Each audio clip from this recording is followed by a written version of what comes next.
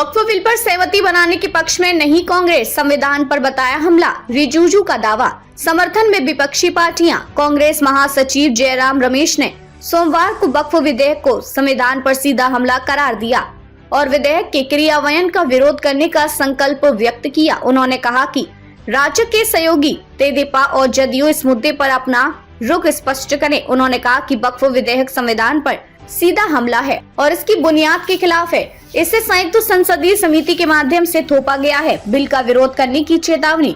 उन्होंने कहा कि अगर सरकार इसे लागू करती है तो हम लोकतांत्रिक तरीके से इसका विरोध करेंगे।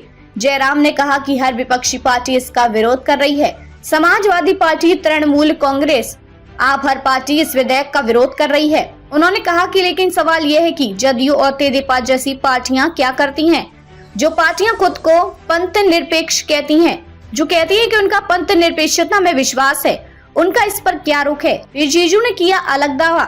उधर संसदीय कार्य एवं अल्पसंख्यक मामलों के मंत्री किरेन रिजिजू ने दावा किया कि विधेयक के पक्ष में सिर्फ राजग ही एकजुट नहीं है, बल्कि विपक्षी INDIA के भी कई सांसदों ने इसका समर्थन करते हुए जल्द बिल लाने की मांग की है। विपक्षी सांसद सिर्फ अपने नेताओं के डर की वजह से खुलकर नहीं बोल रहे हैं।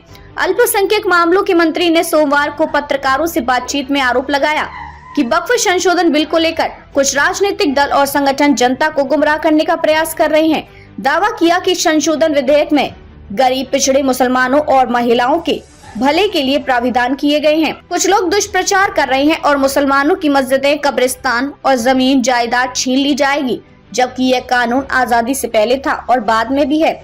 इसमें लगातार बदलाव भी किए गए और अब संवैधानिक कैसे हो गया। कैथोलिक बिशप कॉन्फ्रेंस ने किया बिल का समर्थन। Catholic bishop conference of India ने भी पत्र लिखकर विधेयक का समर्थन किया है। पत्र में उल्लेख है कि मौजूदा केंद्रीय वक्फ अधिनियम में कुछ प्राविधान संविधान और देश के धर्मनिरपेक्ष लोकतांत्रिक मूल्यों के विरोध है।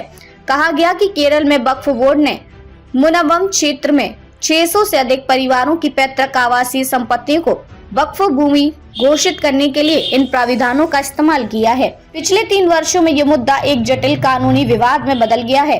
सिर्फ कानूनी संशोधन ही इसका स्थायी समाधान कर सकते हैं। बिशप कॉन्फ्रेंस ने राजनीतिक दलों से अपील की है कि इस मुद्दे पर निष्पक्ष और रचनात्मक दृष्टिकोण अपनाएं।